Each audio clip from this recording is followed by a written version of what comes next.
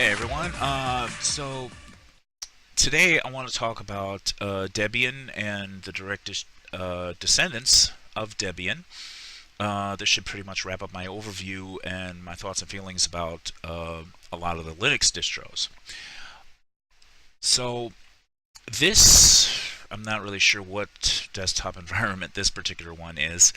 I actually have another copy of Debian sitting in my virtual machine that is running KDE for its desktop environment, but I didn't really want KDE because that's what Manjaro is running under, you know, the version I have. But as you can see here, it's not. I wouldn't call it unfriendly to Windows users or soon-to-be former Windows users. You've got your panel up top that has your applications, places, system. Down at the bottom, shoot, go away, taskbar. And you've got your quick link to 4 different workspaces. And of course, you've got your time and date, audio control, Ethernet status, and whatnot. Pretty much the same thing that a lot of the same stuff you'd see in Windows, and the same thing you would see in a lot of distributions of Linux. I've actually, since my last video, I have been busy dumping Firefox in favor of Opera. I'm still keeping Google Chrome. Don't judge me, but I like Chrome, and this particular distro came with Chromium as well, so yeah, go figure that. And I actually set this one up with, I don't know, 3 different desktop environments. One of these days I'm actually going to get around to doing the video about desktop environments. But Debian, it's pretty straightforward as far as Linux goes, from what I've experienced. I do prefer using Debian as its own distribution, and the community distributions much more than I like Ubuntu. I am, of course, still forcing myself to work on Ubuntu because it is a very popular distribution, and depending on what sort of work I end up in after college, I may encounter it, so I might as well get used to it. So next I want to look at MX16, which is it's a pretty good, it's a good lightweight distro. So let's go on to that. So here we have MX16, which is a Debian-based version of Linux. It's a bit unique in its design, and I rather like the desktop environment. You've got your panel here off to the side. MX16 it's a very lightweight distro, which means it's pretty good for older computers. And that I think is a good thing. I've got quite a few old computers, and I would love to be able to convert those to a lightweight version of Linux. Of course, being that they're older computers means I'm going to be running 32-bit versions. What I've got here is a 64-bit version for my virtual machine on my main computer. And like I said, it is not a bad distro. For people who are coming off of Windows, this is good because, of course, you have your little your little menu over here by clicking the MX16 icon on the panel. Right off the bat, it gives you a few little programs that are probably going to be your most used.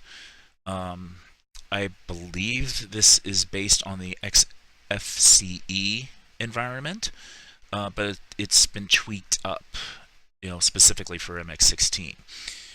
Naturally, if you know anything about Linux, eventually I'm going to learn this myself. You can tweak up an operating system however you want. That's the beauty of Linux and a lot of the desktop environments. You've got a fair amount of things. It even comes with a few games, some Office, of course, LibreOffice. That is good. It has a dictionary and calendars and fun stuff like that. Comes with several interesting little programs. I have not checked this one out yet. SMTube. I kind of giggled the first time that I laid eyes on that one. I'm thinking SMTube. Well then, but then of course this is for YouTube. It's not for the other kind of tube. So settings and systems, it's pretty standard. It's nicely reactive. It's pretty flexible. I haven't really had any problems working with this, and I definitely think this one's going to be a keeper for my virtual machine. So yeah, I would recommend this one for Windows users. The same with Debian. I would say the same with Debian, but of course, check out the different desktop environments and see what works best for you. So I'm going to move on to the next one. The next one I'm going to talk about very quickly is Netrunner. So let's move along to that one. Okay, so this is Netrunner. It's a pretty interesting distribution, I will say that much. It is actually probably the closest I've come to Windows, next to Zorin. But I think I prefer this to Zorin. But I mean, it has some tools that I really like.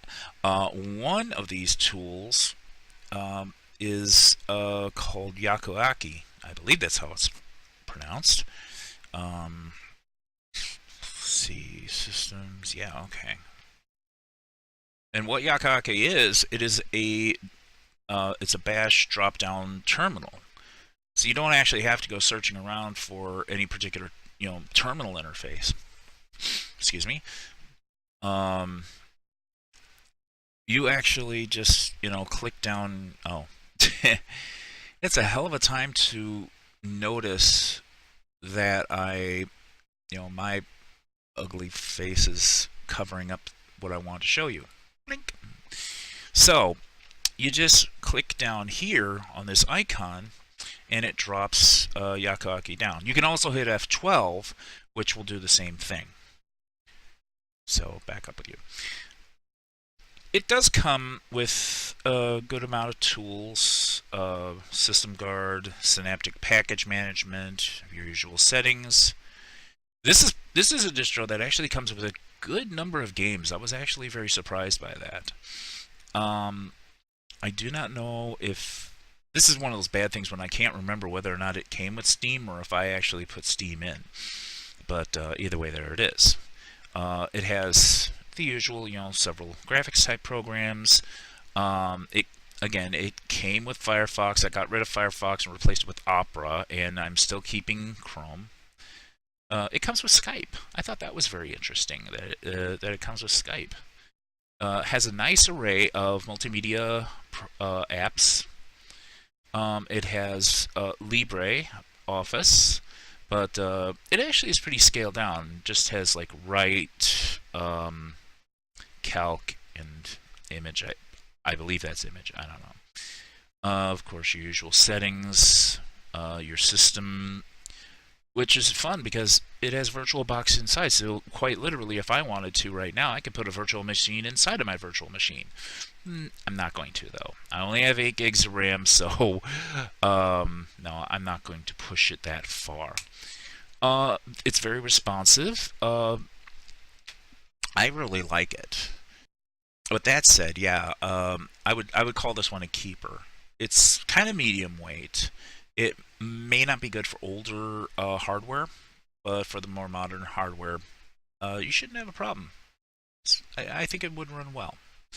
So I want to move on to one that I have completely fallen in love with. Don't even ask me why I have. I just have. and that is Sparky. So let's move right along. And here it is, Sparky Linux. This is Sparky 5. They did a recent major upgrade, so this is the version that I've been using. It is a very lightweight distribution of Linux, and due to that, I mean, if you put this on a heavyweight system, it's just going to blaze. I have a 32-bit version in an old Toshiba laptop back here, and it works very well when the computer decides it actually wants to turn on successfully. Totally different story, though. It's fairly simplistic. I don't know, maybe that's why I like it so much, is because, I mean, oddly, I kind of complained about other distributions that were pretty threadbare and, you know, bore next to no resemblance to Windows in the desktop environment. This, of course, you know, it does. There's, you know, your panel, but you know, I just don't know what it is. There's just something about Sparky that has really just appealed to me, like none of the other ones really have. You know, you've got quick access to your accessories, even some stuff. I don't know. This is very central to Debian. I'm going to have to explore this particular menu a lot more. Has it does actually have a fairly decent amount of programs in it already, and as before, I've been replacing Firefox with Opera. It comes, of course, this one actually comes with a full LibreOffice. It comes with a PDF document viewer, and you know, that's I like that, even for a lightweight system, lightweight distribution. It's pretty good. Plenty of multimedia apps you can use. Nice wide-ranging system tools. I do believe this is using the is it XCFI or whatever? One of these days I'm going to remember these names. And it has wine in it too, if you really want or need to run Windows-centric programs. Or is this LDXC or LXDE? I don't know. It's going to be one of my videos I'm going to have to do eventually. Updating it is an absolute breeze. Wow, I really don't know why. I really do like Sparky. It's, you know, it ranks up there, I think, for me, with Mint, Corora, MX16. I really do like MX16 as well. So, you know, I don't know. I don't mind the Fedora distros, though Fedora distros are really good too. I have really not run into any problems with them. So, I have one more operating system, and the only reason I'm really going to show this one in this video is because I'm not really I don't really know what to make of it. So, let's have a look. Finally, and I know this is probably not a Debian distribution, but I had grabbed this one more for shits and giggles. That's basically what it was. I'm not going to even filter my language on that one. I really don't even know what to make of TinyCore. This is essentially what we're dealing with. Actually, I'm dealing with the full core package.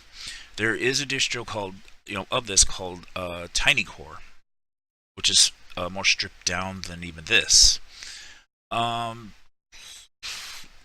only thing I really can say for this is this particular interface down here, this dock, is very reminiscent of, I guess, this is what Mac looks like. And the only reason I would even say that is simply based on my very limited exposure to Mac. The only reason I'm really showing this one is because I don't know what to make of it. I really can barely use it myself because the interface just confuses the hell out of me. And I'm probably gonna ditch this one out of my virtual machine anyway because it's just like I don't know. But I would be very appreciative if anyone who views this leave comments below. Explain TinyCore to me because I don't get it. I don't understand this distribution. I really can't work with it. Why? What? Please let me know. What are the pros and cons to TinyCore? Because I'm lost. I really am. I don't even really know where to go. And I've been messing with this thing a bit, and I still don't know where the hell to go on it. So, there you go. That's, that's pretty much the only reason I threw this one in. But, for those who have stuck around for the last 3 videos, I thank you so very much. I have so much to learn about Linux, and I'm doing what I can to, immerse myself in it and work with it even more. Even when I come across distros like this that make me say, what? But I am going to do one more Linux video. It's going to be focusing on 2 distributions, which are very unique and actually extremely, how shall I say, focused on their reason for existing. And that will be Parrot OS and Kali, which are penetration testers. So that's the next video. I'm going to blab about that a little bit. So anyway, until next, this has been a pretty interesting journey, and if you follow me through it, I thank you. If you're a new user like I am, I hope that you find something good in what I've done so far in showing all these different distributions. Linux, of course, is being open source. There are a ton of different distributions, and I think I've gone through plenty of them trying to find a smaller number of distros that I'm going to want to work with. Obviously, Ubuntu, I'm going to force myself to keep working with that one. Fedora, I'm going to be forcing myself in on that one as well. And the only reason those 2, I guess, shake me a little bit is because of the desktop environment.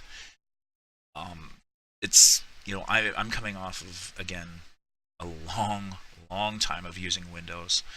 So, seeing something that is that dissimilar can be somewhat daunting. But I think I'm up for the challenge. And I really do enjoy the learning process. Every day I do learn more about Linux, and I'm doing what I can to retain everything I'm learning about how to work with the terminal interface. So, it's it can be challenging, but it's also kind of fun. And, that's pretty much all I can say. I like most of the distros. Some of them, kind of, but I really do like Linux. There may be a time that I will just finally get sick of Windows and just chuck it in favor of one or two different versions of Linux. Throw those in. We shall see. So that's about it. Like I said, I'm going to do a video focusing exclusively on 2 penetration tester distributions. After that, I'm going to sit myself down and talk about desktop environments. So this is, again, it's going to be fun. I'm, kind of using this as a learning experience as well. So until next time, I'm Nariko Murakami. See ya.